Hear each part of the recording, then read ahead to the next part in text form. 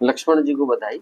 Party ने मुझे ticket नहीं दी, लेकिन जनता की डिमांड पर, मेरे कार्यकर्ताओं की डिमांड पर मैं रेवाड़ी से निर्दलीय चुनाव लड़ रहा हूँ। कई वर्षों से पार्टी के लिए मैंने काम किया। 2009 में कोसली से चुनाव लड़ा था, 20,000 से ज़्यादा मेरी वोट आई थी। उसके बाद मैंने कोई चुनाव लड़ा नहीं। अनेकों बार मैंने टिकट मांगी, पार्टी ने मुझे संगठन का काम दिया, जिला अध्यक्ष का काम दिया, मैंने निभाया। अनेकों रैलियों का काम दिया, वो मैंने निभाया। परिवार पहचान पत्र में जब बहुत बड़ी समस्या आ गई थी, तब मुझे काम दिया गया, उसको भी हमने दुरुस्त करके दिया।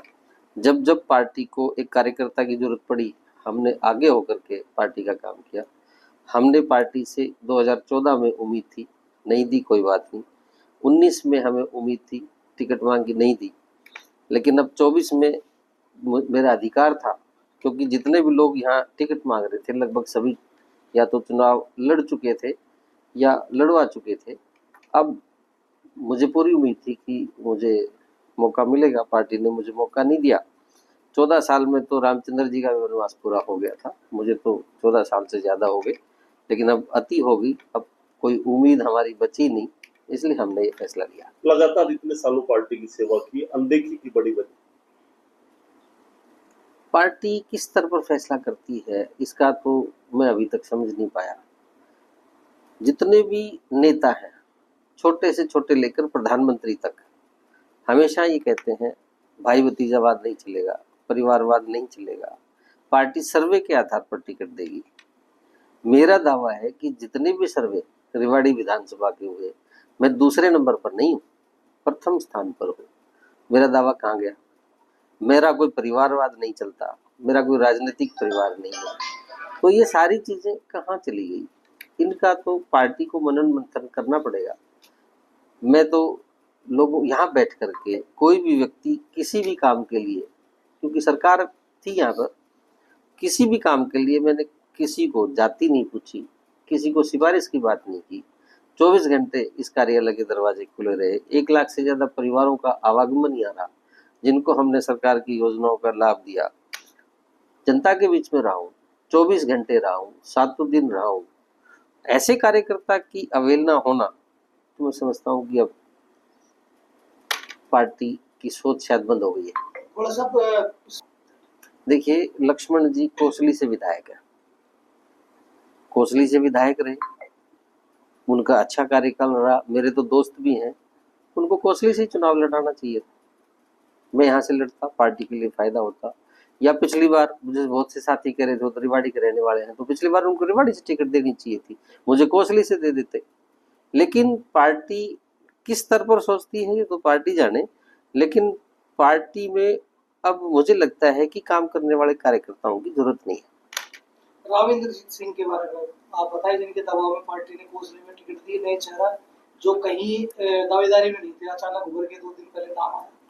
ये तो पार्टी के ऊपरी स्तर पर फैसला हुआ होगा, उस मीटिंग में हम होते नहीं है, किसके दबाव में दिया है, कैसे दिया है। लेकिन मेरा ये मानना है कि ये जितने भी फैसले हुए हैं, ये फैसले जनता के हित के लिए नहीं है, ये कार्यकर्ताओं के हित के लिए नहीं है, और पार्टी के हित के लिए। एक वजह क्या राव की नाराजगी हो सकती है? मेरे साथ कोई ऐसी नाराजगी भी नहीं है, मेरा नाराजगी का कारण है। आप जिस तरीके से निर्दलीय ऐलान कर रहे हैं, तो कहीं ना कहीं पार्टी को नुकसान, निश्चित तौर पर पार्टी को नुकसान होगा। इतना जब फायदा भी देखा जा रहा है, अधिक उम्मीदवार जब एक ही पार्टी के खड़े होंगे। नहीं, मैंने 1 लाख परिवारों के साथ संबंध बनाए हैं, मेरा भाईचारा है, और मैं जीतूंगा यहाँ से, किसी दूसरे को नहीं जीतना। क्या बीजेपी को बाय बाय पूरी तरह से? हाँ, पूरे तरीके से। निर्दलीय चुनाव कोई लड़ता है तो सारी चीज छोड़ कर के लड़ता है, और उसके पास फिर कुछ बचती नहीं है, जनता बचती है। ये नहीं लगता आपको कि दक्षिण हरियाणा में कहीं ना कहीं राव इंद्रजीत सिंह का हस्तक्षेप है, और जो पार्टी है वो भी कहीं ना कहीं नतमस्तक है? मेरा ये मानना है कि अब इस मामले में कोई भी मनन और मंथन व्यर्थ है। जब प्रधानमंत्री ये कहते हैं कि भाई भतीजावाद नहीं चलेगा, परिवारवाद नहीं चलेगा, और पार्टी के कार्यकर्ताओं को काम के आधार पर टिकट दी जाएगी। मोदी जी की रैली हुई, यहाँ इतनी बड़ी, आप भी थे मौजूद, देख रेख में सारा काम हुआ, तो क्या वहां भी अनदेखी? मैं वही तो कह रहा हूँ कि जब ऊपरी स्तर पर ये कहा जाता है सार्वजनिक मंच पर कि भाई भतीजावाद नहीं चलेगा और पार्टी के कार्यकर्ताओं को टिकट दी जाएगी, तो पार्टी के कार्यकर्ताओं को कितनी टिकट दी गई वो उसका आकलन आप करो। कई बड़े नेताओं के परिवार के बच्चों को टिकट दी मैं गई, राव ये इंद्रजीत की सारा कर ले, भव्य बिश्नोई की कर ले, श्रुति चौधरी की कर ले।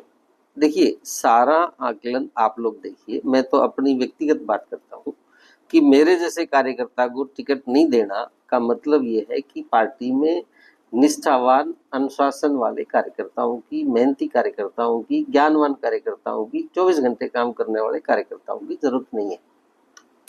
नॉमिनेशन कब करेंगे? आजकल में तय कर देंगे। देश दुनिया की हर खबर सबसे पहले देखने के लिए फॉलो करें Dainik Savera TV, YouTube, Facebook, Instagram, X और व्हाट्सएप चैनल पर।